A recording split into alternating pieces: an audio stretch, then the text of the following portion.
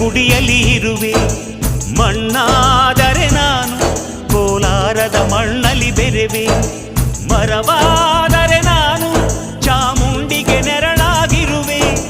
ಮಗುವಾದರೆ ನಾನು ಕಾವೇರಿಯ ಮಡಿಲಲ್ಲಿ ನಗುವೆ.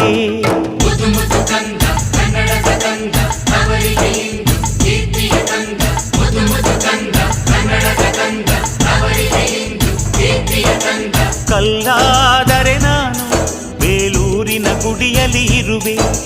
ಮಣ್ಣಾದರೆ ನಾನು ಕೋಲಾರದ ಮಣ್ಣಲ್ಲಿ ಬೆರೆವೆ.